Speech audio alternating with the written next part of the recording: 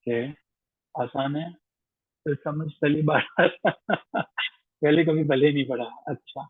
अच्छा, याद रखो जिंदगी में कभी भी कोई भी चीज मुश्किल नहीं होती है। हाँ, बस हमें समझना है, थोड़ा सा ट्रिक लगा लेनी होती है। जिंदगी में कभी किसी चीज की समझ ना आए तो कोई ना कोई वे आउट जरूर होता है। एक चीज याद रखना, कोई काम नामुमकिन नहीं होता है। हर काम के पीछे एक मुमकिनात में से एक लंबी फहरिस्त होती है कि मुमकिन हो सकता है। बस हमें हिम्मत नहीं हारनी है, लगे रहना है मेहनत के साथ, डेडिकेशन के साथ, और वो काम हमारा हो जाता है। चलो अब आओ वापिस आओ कहानी पे। वही 38, 226, 111, 25 फार्मूला याद है। वही 1 2 3 4 5 6 7 8 9 10 तक गिनती भी याद हो गई। हाँ, बड़ी आसानी से की थी हमने। तो वो भी मैंने बताया था, जुल्फकार अली भुट्टो 1974 में उन्होंने बनाया। एक पुलिस फोर्स वालों को खत्म कर दिया। हाँ, प्रोविंशियल पुलिस स्वयं आ गई। अब हम एक्स को जान रहे थे और हमने क्या देखा था, एसी लगा हुआ था। एसी जैसे ही चलाया, डीपी उड़ गया। फिर जो है वो सीएसएस वाला बंदा आया, उसने आते रूल्स लगा दिए। हाँ, हम इन चीजों को समझ रहे थे और अब हम जो है वो आगे चलते हैं। थैंक यू सो मच यार, अगर आपको कुछ समझ में आया तो ये भाई, अब आपका नाम ईडी लिखा हुआ है। ये आपकी जहनीत है, आपको आप जहीन है, आपको समझ में आ रहा है। Male mighty lord of heaven bless you. आगे चलते हैं जी। अब जो हमारे पास है जी नंबर 4। अब नंबर 4 जनाब ये है कि अब ये तो मामला हो गया हमारे पास कि जी ठीक है, पावर इतनी इतनी हो गई, अब करना क्या। अब उन्होंने कहा कि जी जो बात हमने पहले कही है, अब हम उसको जरा वाजिया तौर पे कह देते हैं। पहले हमने ये लिखा, जो हमारे पास प्री था, प्री में ये था कि वो जो है वो किसी भी चीज को अनरीजनेबल सस्पेशन है तो उसको वो जो है वो एक पुलिस स्टेशन जो है वो करार दे सकता है, स्टेशन बना सकता है। एक्ट 4 में उन्होंने कहा कि भाई देखो, एक्ट 4 में अब एएसआई होना जरूरी नहीं है, एसआई होना जरूरी नहीं है। पहले जो है वो सब इंस्पेक्टर डिक्लेयर कर सकता था। 4 के तहत तो जहां पे सिचुएशन ऐसी बन चुकी है तो भाई अब हमारे पास वहां पे सब इंस्पेक्टर है ही नहीं, तो अब जो है वो उसका इंचार्ज कोई भी बंदा हो सकता है और कोई भी बंदा उस जगह को जो है एफआईए का पुलिस स्टेशन जो है वो डिक्लेयर कर सकता है। ठीक है, with the meaning of the code. तो जी हमारे पास नंबर 5 का जो सेक्शन 4 है, वो डील किससे करता है कि अगर एजेंसी का बंदा सब इंस्पेक्टर मौजूद नहीं है तो कोई भी बंदा जो है वो उसको क्या कर सकता है, डिक्लेयर कर सकता है कि ये जनाब पुलिस स्टेशन है। ठीक है, पहले में क्या था, सिर्फ सब इंस्पेक्टर। बाद में कि अगर कोर्ट कोई ऐसा है, इस चीज को मजीद वजाहत कर दी कि अगर वो अवेलेबल नहीं है तो ये हो सकता है। ठीक है, अब चलो आई एम श्योर को 4 का भी पता चल गया। अब वो ये कहते हैं कि देखो, अगर जो है तो एजेंसी को जरा सा शक पड़ता है, if in the opinion of a member of the agency conducting an investigation any property which is subject matter of the investigation, उन्हें शक पड़ता है कि यार ये वाली जो प्रॉपर्टी है ना मियां शहबाज के साथ की, इसके ऊपर हमने इन्वेस्टिगेशन करनी है। अब मियां साहब क्या करते हैं, उन्हें पता चल गया कि यार ये तो ट्रांसफर हो जाएगी, वो कहते हैं वो अपने नाम से ही रिमूव करके मकसूद चपरासी को दे देता है, उसको ट्रांसफर कर देते हैं। फिर मरीम साहबा कहती हैं हमारी पाकिस्तान तो क्या लंदन में भी कोई जमीन नहीं है। तो वो कहते हैं कि अगर कोई ऐसा वैसा काम हो कि वो प्रॉपर्टी सारी अपने जो है वो बेच के निकलने की कोशिश बंदा करता है, तो एफआईए के पास ये अख्तियार है उसको वहीं पे सीज करना है। ठीक है, अब उनके पास उसी वक्त वो कॉपी पेंसिल निकालें, एक पेज के ऊपर लिखें उस ऑनर का नाम और उसे बता दें कि भाई ये प्रॉपर्टी अब जो है वो ना तो तुम रिमूव कर सकते हो, ना ट्रांसफर कर सकते हो, और ना ही तुमने जो है ये प्रॉपर्टी किसी को सेल करनी। लेकिन वो क्या कहते हैं, वो बंदा क्या करता है कि वो बंदा या तो दो ही ऑप्शन है ना, या तो बात मानेगा या इनकार कर देगा।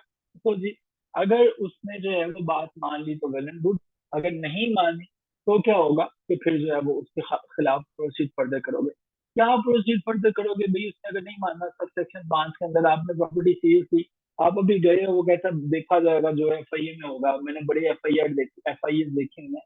तो आपके पास इख्तियार है कि 1 साल के लिए उन्हें जेल की गर्म हवा जो है वो आप खिला सकते हैं, और इसके अलावा फाइन भी कर सकते हो, जुर्माना भी कर सकते हो। ठीक है, तो एफआईए का जो सेक्शन हमारे पास 5 है। अच्छा यार, 5 नमाजें होती है ना, तो वो हमें पावर देती हैं। 5 नमाजें जो है वो पावरफुल हैं, तो सेक्शन 5 सबसे ज्यादा पावरफुल है। समझ में रहेगा ना, याद में रहेगा। देखो, सब इंस्पेक्टर्स में क्या कर रहा है, सबसे ज्यादा पावर है, और इसका सेक्शन 5 का सब सेक्शन 5 उससे भी ज्यादा पावरफुल है। इसमें किसी को प्रॉपर्टी को आप क्या कर सकते हो, सीज कर सकते हो, वो नहीं वो कर सकता, कुछ भी नहीं कर सकता। सो 5 में सेक्शन 5 सबसे पावरफुल है, उसका सब सेक्शन 5 भी उससे पावरफुल है। आई एम श्योर के याद रहेगा। अच्छा, power to amend the schedule. अब अब इसको तब्दील कौन कर सकता है? ये हमारे पास सेक्शन 6 है। सेक्शन 6 में क्या बताया था? 1, याद है मैंने जब कहा था 38, 226, 111, 25। अब सेक्शन 6 में सब सेक्शन कितना है? 1। द फेडरल गवर्नमेंट में भी नोटिफिकेशन। अब एफआईए को जब लगामी डालनी होती है ना, एफआईए को कंट्रोल करना होता है, कोई भी काम करना होता है तो वो फेडरल गवर्नमेंट करेगी। कोई भी इसको मॉडिफाई करना, ओमिट करना है तो वो फेडरल गवर्नमेंट करेगी। Delegation of power. अब पावर किसके अंदर थी? मैंने शुरू में बताया था, पावर इसकी सबसे ज्यादा पावर किसके अंदर है? इस एजेंसी की किस बंदे के पास है जो करता धरता है एफआईए का, जिसके पास सबसे ज्यादा पावर है? बताएं किसके पास सबसे ज्यादा पावर है जी? बताइए जरा। डीजी के पास। ठीक है, डीजी के पास जो है वो पावर्स है। तो डीजी जो है वो अब क्या कर सकता है?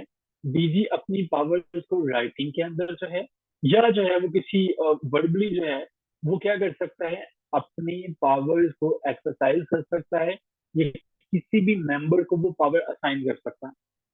ठीक है, डीजी के पास जितनी पावर्स हैं वो सेक्शन 7 के तहत अपनी पावर्स को वो बता सकता है। अब आप भी कह सकते हैं, आपको ये सेक्शन याद होगा। अब जब आपने एडी बन जाना ना, इंशाल्लाह असिस्टेंट डायरेक्टर बन जाना, तो तब आपको ये पता होना चाहिए। वो आपसे तो पूछ लेता है कि आप under which rule you are arresting me, under which rule you are carrying forward this investigation. आप कह सकते हैं under the like the act of 1974, the section number 5, the clause sub section number 5। तो किसने पावर दी? DG ने, under section number 7। ठीक है, तो ये आपको जो है वो याद होनी चाहिए, यही वजह ना वो आपको पढ़ा रहे हैं। अच्छा जी, इंडेमनिटी। ठीक है। अच्छा, आप सब जरा मुझे बताएं कि इंडेमनिटी का क्या मतलब होता है? देखते हैं कितने लोगों को पता है, कितने लोगों की जो है वो अच्छी है अंग्रेजी। इंडेमनिटी का क्या मतलब होता है? ये लॉ की लैंग्वेज में वैसे जो है वो मुआवजा, रिमिनेशन। ठीक है, किसी को कोई चीज अदा करना इंडेमनिटी होता है। ठीक है, इंडेमनिटी का मतलब होता है किसी को कोई नुकसान है तो उसको जो है वो पूरा कर देना। अब जो कहते हैं, एक बंदा है वो जी बड़ा दबंग किस्म का जो है वो, आप एडी बन गए हैं। अब आप जो है वो क्या करते हैं, जो भी आपको करप्ट बंदा नजर आता है आप उसके खिलाफ जो है वो कार्रवाई कर रहे हैं। अब वो बंदा क्या करता है, वो कहता है कि यार इस बंदे को, इस एडी को तो सबसे पहले साइड पे करो। अब इंडेमनिटी जो है वो, अब आपको इंडेमनिटी का मतलब ये है कि मुआवजा उसका जो है, आपको उसकी सजा नहीं मिल सकती। ठीक है, कि आप अच्छे काम कर रहे हो तो उसका इंडेमनिटी आपको भरना पड़े। आपका लॉस ये हो कि वो आपके खिलाफ जो है वो एफआईए के मेंबर के खिलाफ कोई भी जो पावर इस्तेमाल कर रहा है उस जो अच्छे केस में, उसको किसी किस्म के अदर लीगल प्रोसीडिंग्स में इन्वॉल्व नहीं किया जा सकता। ना कोई मुकदमा, ना कोई प्रोसिक्यूशन, ना किसी लीगल प्रोसीडिंग्स के तहत। एक बंदा केस को देख रहा है और देखते देखते जो है वो उसके ऊपर ही केस कर देंगे 10-12। ठीक है, तो हमारे पास जो है वो उस बंदे के खिलाफ कुछ नहीं हो सकता। जिस बंदे को केस देख रहा होगा, ये एक्ट के सेक्शन 8 के तहत वो बंदा आजाद है, उसके ऊपर कोई काउंटर केस नहीं कर सकता जब तक वो केस को देख रहा है। ठीक है, वो क्यों? क्योंकि अगर उसके ऊपर केस होगा तो कोई केस देखेगा ही। ठीक है जी। Power to make rules. ये रूल इसके बना कौन सकता है जी? हमारे पास इसके रूल्स बनाने का अख्तियार किसके पास है? फेडरल गवर्नमेंट के पास। कैसे बनाएगा? गजट में उसको मेंशन करेगा। ठीक है, अब जो है वो ये रूल्स बनेंगे, फिर क्या होगा? अच्छा जी, ये रूल्स जो है वो कहता है कि रूल्स बनाने का मकसद सिर्फ ये है, सबसे पहले तो, कि मकसद है कि चीजों को बेहतर करना, ना कि इसलिए कि चीजों को खराब करना चाहिए। The terms and condition of the services of the Director General and the other members of the agency and the qualification for the recruitment to various posts। ये रूल्स फेडरल गवर्नमेंट बनाएगी, जो ये डिसाइड करेगा भाई DG जिस बंदे को लगाना है उसकी तालीम क्या होनी चाहिए, जो मेंबर जिससे भर्ती करना है। अब आपकी भर्ती कौन करता है? ये एडी की जो है वो जॉब्स किसने अनाउंस की है? पीपीएससी ने किए हैं कि एफपीएससी ने किए हैं? कभी आपने जिंदगी में देखा कि पीपीएससी ने इसका ऐड दिया हो? कभी किसी ने नोट किया कि पीपीएससी ने इसका इश्तेहार दिया हो? कभी नहीं किया, और ना ही कभी करोगे, क्योंकि ये फेडरल एजेंसी है। फेडरल गवर्नमेंट के पास इख्तियार है कि वो देखिए इसका कि रिक्रूटमेंट जो है वो किस किस तरह से होगी, उनकी जॉब इस्लामाबाद में होती है।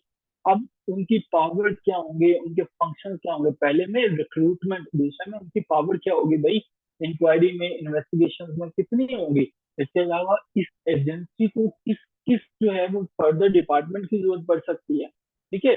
और इसके अलावा जो है वो आईजी की जो पावर जो होती है पुलिस एक्ट 1861 के तहत, वो हमने डायरेक्टर जनरल को दी होंगी ना यहाँ पे, तो वो पावर क्या होंगी। और इसके अलावा जो है डायरेक्टर जनरल के पास ये भी इख्तियार होता है कि वो बाज बात होते हैं कि ये इश्तहारी मुजरिम है, इसके बारे में हमें आप बताएं, और वो फिर उसको इनाम देता है। तो जी ये हमारे पास है जी नंबर 9, जिसमें पावर टू मेक रूल्स है। उसके बाद वो कैसे प्रोसीड फर्दर करेगा, कैसे चीजें जो है वो चलेंगी, वो हमारे पास शामिल होगा। आखिरी और नंबर 10 हमारे पास है जी रिपेल जो होता है, ठीक है। रिपेल जो है वो किस किस को खत्म कर देगा, मैंने बताया था कि स्पेशल जो है वो हमारे पास फोर्स है 1948 वाली, वो खत्म हो जाएगी। इसका मतलब है कि आज के बाद वो खत्म हो जाएगी। तो तमाम के तमाम लोग जो स्पेशल फोर्स के जो मेंबर हैं उनको खत्म कर दिया गया, उनको कहा गया भाई अब आपके पास टाइम है कि आप जो है वो क्या करोगे, कि आप जो है वो मूव कर दो, या तो एफआईए की तरफ चले जाओ या अपने पेरेंट डिपार्टमेंट की तरफ चले जाओ, ठीक है। जो भी इंक्वायरी या इन्वेस्टिगेशन स्पेशल पुलिस के पास उस वक्त पड़ी हुई थी, वो फिर जो है वो एफआईए की जुरिस्डिक्शन में आ गई, ठीक है जी। तो जी ये हमारे पास था जी एफआईए का एक्ट, जिसमें हमने जो है वो देखा। अब ये वही उसी स्पेशल फोर्स के बारे में है, इन्हें एक दफा पढ़ लीजिएगा, यहाँ से वैसे कोई क्वेश्चन जो है वो ज्यादा नहीं आए, 9 तक ज्यादा इंपॉर्टेंट है।